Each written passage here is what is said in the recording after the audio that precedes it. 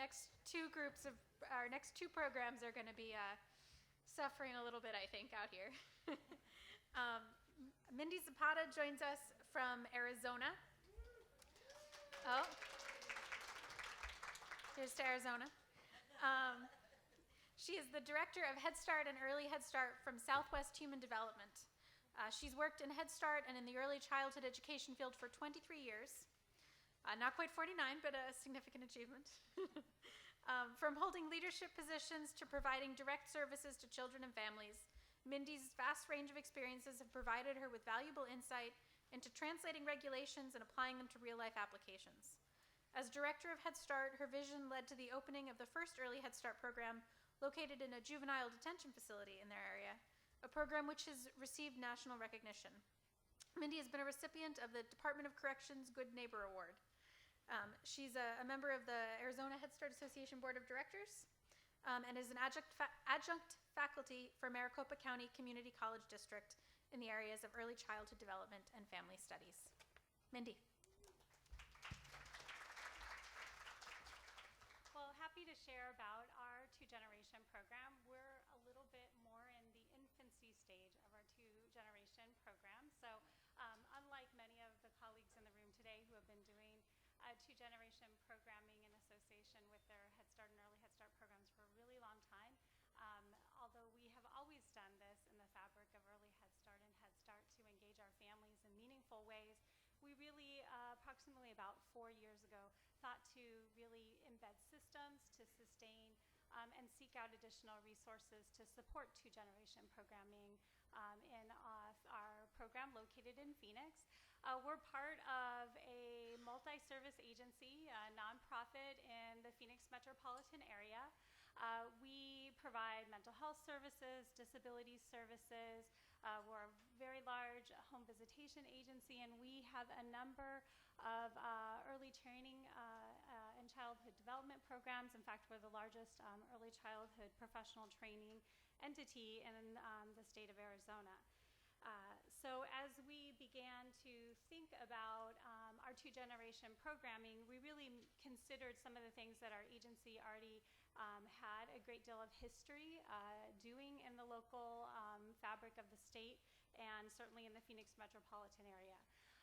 We're in the center of Phoenix. We're an urban program. We are located in the backdrop of 5 school districts. And of course, we have a couple different home-based and center-based options, and we serve about 1,235 children.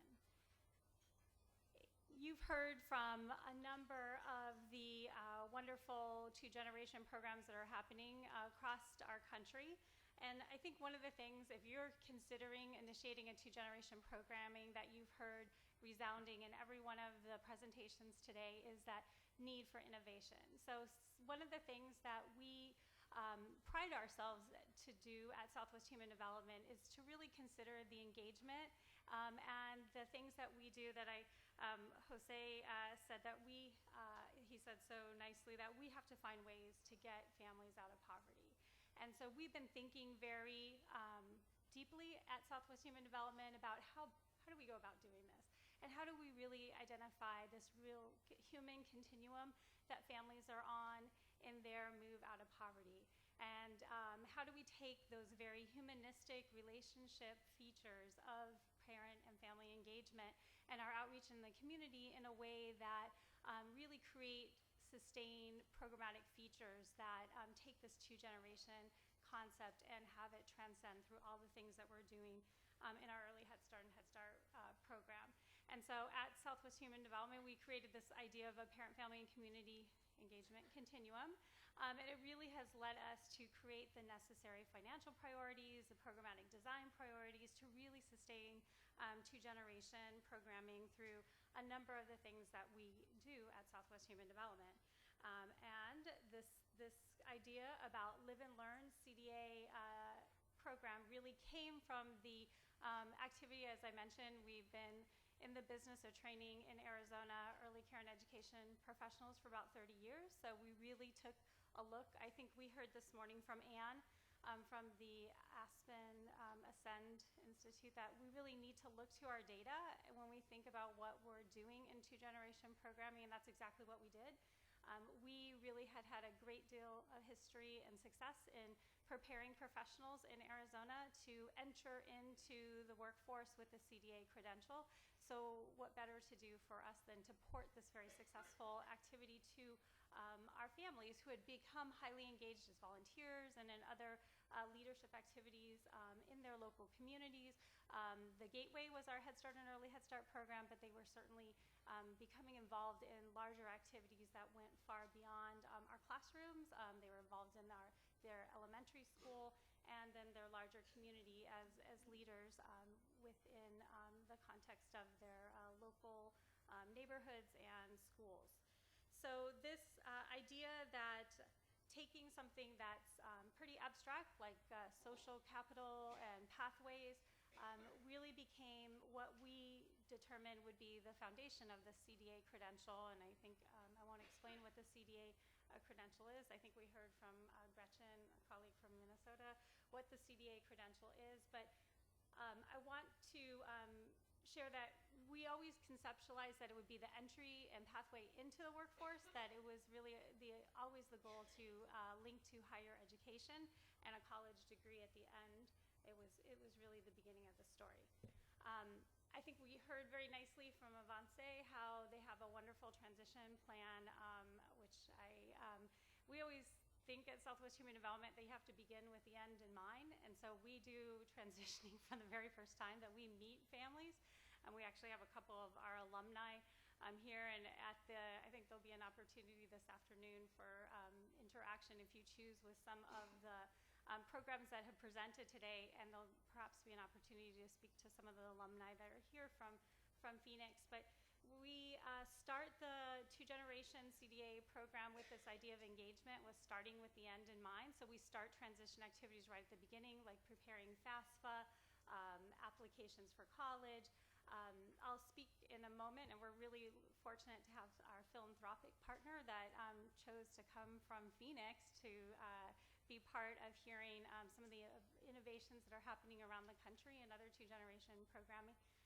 But there's a very strong mentoring component. So as families are entering into this two-generation project, they're, with our partner, assigned a mentor to support some of the social networking opportunities that really help individuals in this two-generation project become and stay successful in the long-term endeavors that they're taking on with community college and other professional skill sets they're acquiring.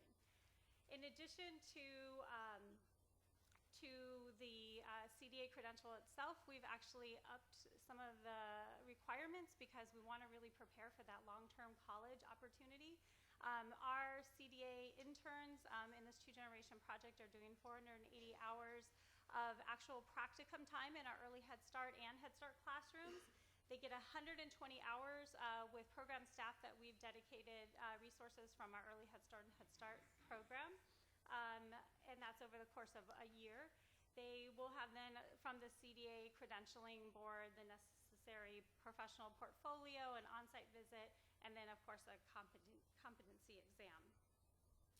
So this idea about pathways, one of the things that we have learned is that preparing for our highly engaged families to move into the workforce in the internship in our two-generation program, we really tried to build in some of the economic opportunities to prepare to enter a workforce if you haven't been in the workforce for a while. So the internship purposely offers hours of actually, like, as if you are engaged in an employment setting, of having to be at a Head Start or early Head Start classroom for 16 hours a week, and then in a professional development classroom setting, so kind of that gateway into a more formal college setting with our two-generation faculty. They come to training once a week for 4 hours. And then certainly the supports that our philanthropic partner offers through the mentoring. And then we have very specific coaching and professional development feedback that comes for their continuous improvement in the practice that they're demonstrating in preparation to move toward the culminating exam and on-site observation that then leads to their Cda credential. We really felt that this was a really important professional pathway success feature that was built into our two-generation approach. So with us today, actually, our community partner. And one of the things, I know this afternoon there'll be an opportunity in the agenda, which I'm really looking forward to personally, is to think about funding. I think in our early Head Start and Head Start context, we often look to the same cast of supporters out there in the larger community. And I think in the context of two-generation programming, what we did was we went to a different arena. We hadn't, in our local community, had as much collaboration with the philanthropic community, and we really looked out in a very different way in the fabric of the Phoenix metropolitan area.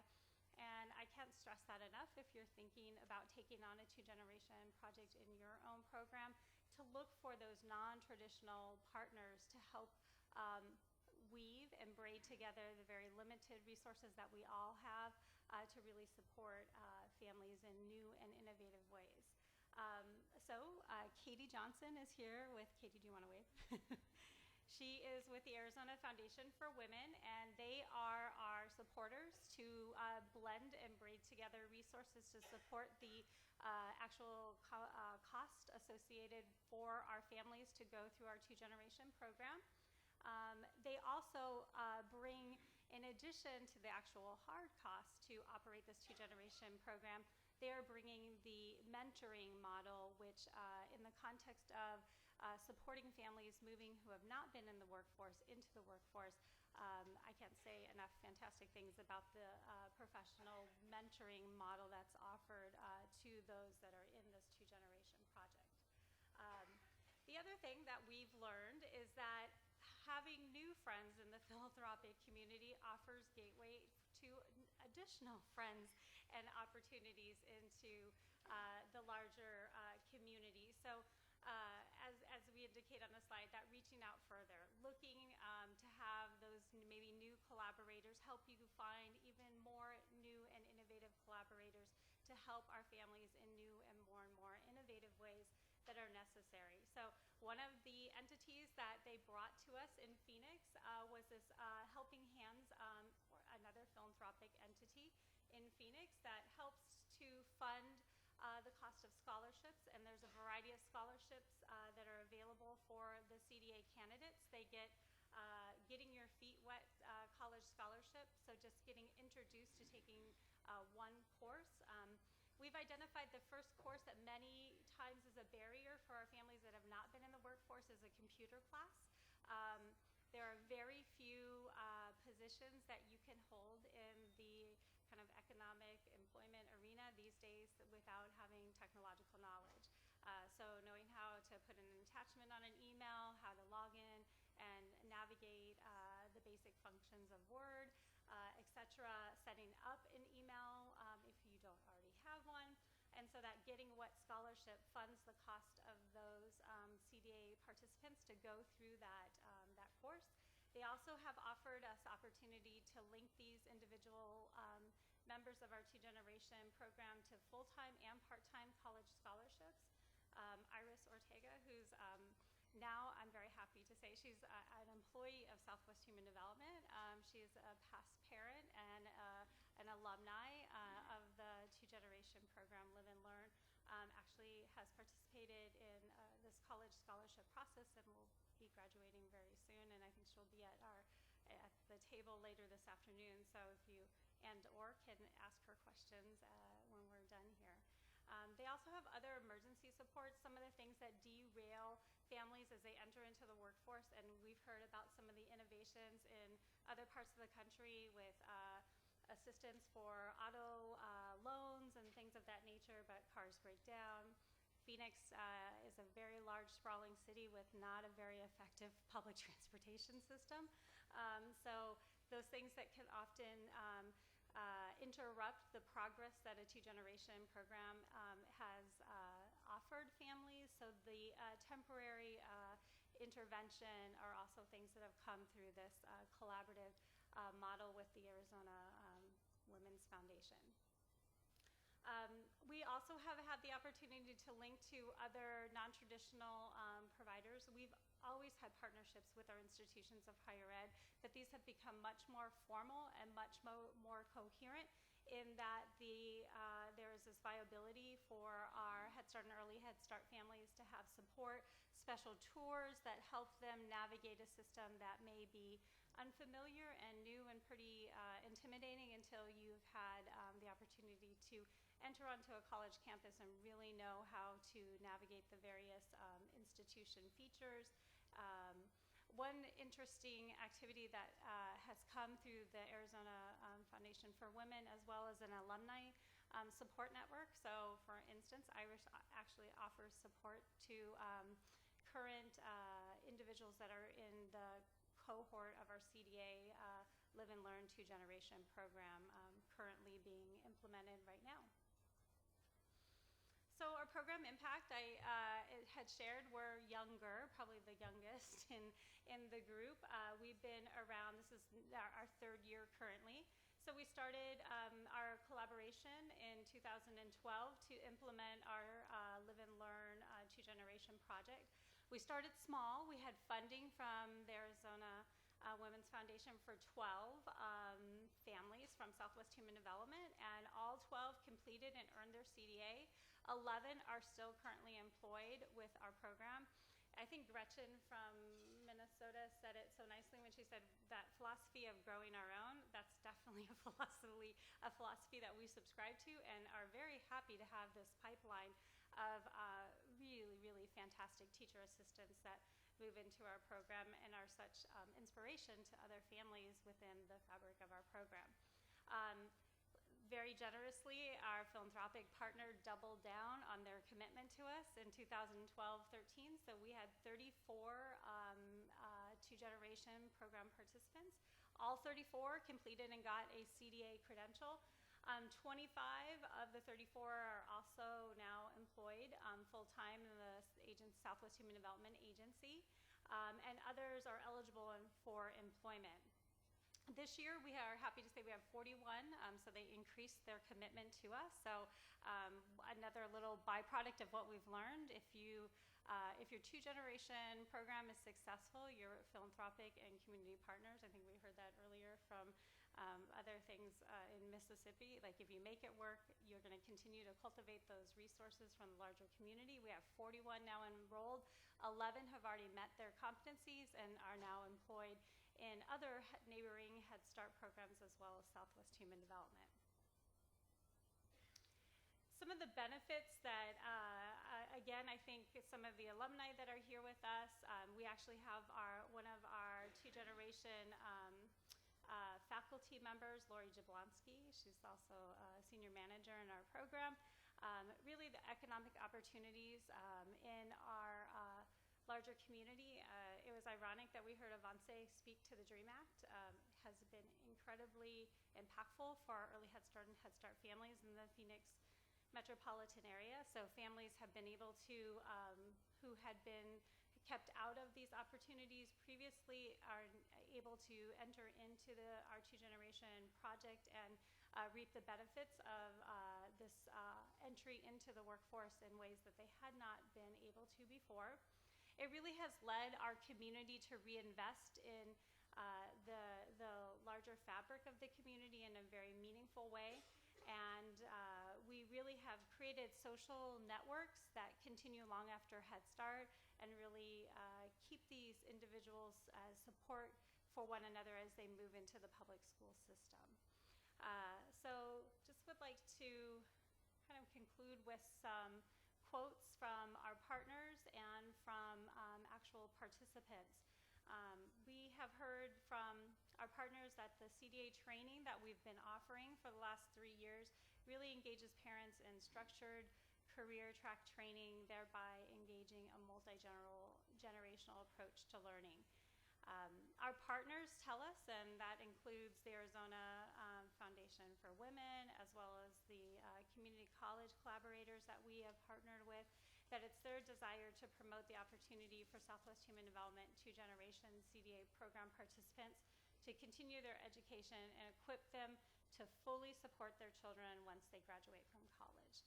So again, stressing, although CDA is the beginning, it's not the beginning. We really want to see the end results of that higher education and college degree completion. And directly from one of our alumni, she shares that completing this program will help her reach her dream of continuing her education in a field that's important to her, and that she understands increasing the opportunities to find meaningful work. So with that, I'll open it up to questions, and would love if you have questions directly for faculty, our partner, or our alumni. They would certainly be able to speak to that as well.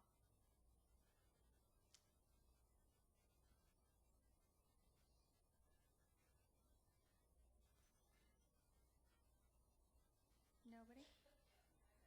Oh, over here. So, hi. Now that you've got parents placed both at your organization and at others, do you have a sense of how those compare? Do you have a preference? What are the pros and cons of growing your own and people not staying where they were program participants?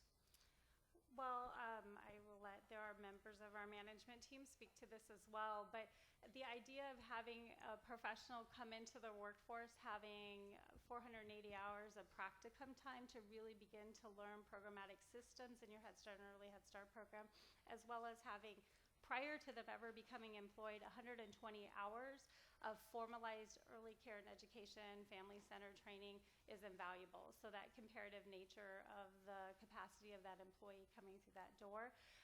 One of the things that we have had hopes to do in the future is to do a more specific evaluation so that we can really measure some of the outcomes in a very specific way with some of our research partners. Part of what I'm wondering is whether it's better to have Head Start parents go, we think about this all the time, like, is it better to go be a staff member where you weren't a client, or is it better to stay where you were a client? That's what I'm wondering. Well, we have somebody here. Do you want to, Iris, do you have any thoughts on that? Should you have left or stayed? And no pressure. Yeah. Oh, thank you. I love the company because, we were there for 9 years. Well, I've been a part of Southwest Human Development for 9 years, either as a parent or a staff or a volunteer. So I wouldn't have chosen to leave because I'm so passionate about it, and I think it's good for them to have these parents that are definitely passionate stay with the company. Because like she said, the CDA candidates now get placed in our classrooms, and we kind of help them out, and so we're training them as they go. It's not just get your hours completed, it's how do you read to kids, how do you do this, all the policies and procedures, we make sure that they got it. So, and you're comfortable there, I'm comfortable, everybody that's here with Southwest, I have worked with them, so I'm definitely comfortable. I know I can ask questions, I know they can support me if I want to grow in any area, so I think it was great that I stayed. And I think most of the parents choose to stay. Right. I think one of the things that the Arizona Foundation for Women have provided us an external lens to is that mentoring that they receive, because the mentoring that they receive from the Arizona Foundation for Women is an external mentor. So there's that exposure to the larger community and life skills that provides that larger lens that maybe that insular experience might not always offer for them. And then in addition, the connection to the community college system offers that kind of short and long with that kind of like safety net until they're ready for that kind of larger exposure. So at the beginning of the year when you have a new set of parents, what is the process you use to inform parents of this great opportunity? And then what are your strategies for selecting the parents and keeping them engaged throughout the program year? So I referred to that continuum that was probably very difficult to see because it has a lot of information and data on it. We have a intentional, I don't want to say prescriptive, but we have an intentional way that is supported by a locally designed software program that at the time of application we collect some baseline data that tells us about both the strengths and assets of the families and where they might be in their capacity to engage in our program. Then we go forward. I think we've heard about some of the intentional activities that happen with family advocates, our family support specialists.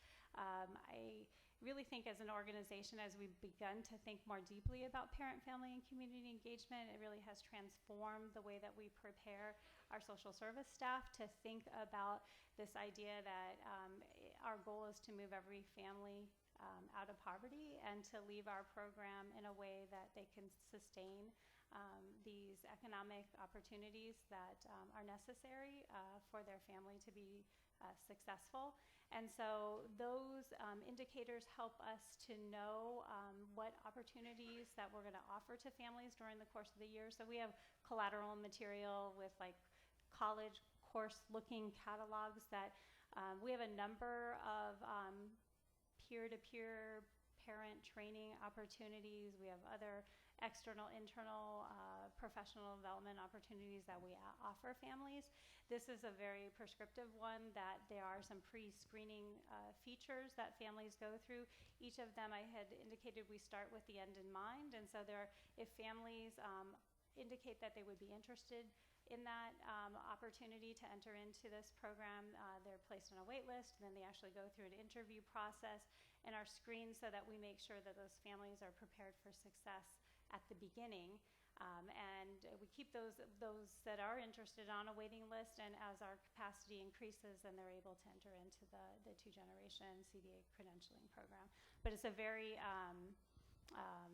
specific process of pre-screening, actual orientation, that transition that really begins the very first day they come to their initial meeting, and then that ongoing coaching and mentoring support all the way through the project, which is a year-long practicum. Last question. So the labor market's a tough place. Could you comment a little bit on wages and benefits for your graduates who are employed, 1, and 2? What's the next step on that educational ladder? I mean, where do they go once they've gotten the PDA? I think we heard about, I think it was in Minnesota, that the school district taking the Head Start employees, or I think maybe we heard that, I forget which state has that occurring. It happens everywhere. It happens everywhere. I think it's a national occurrence. Really see that as a success.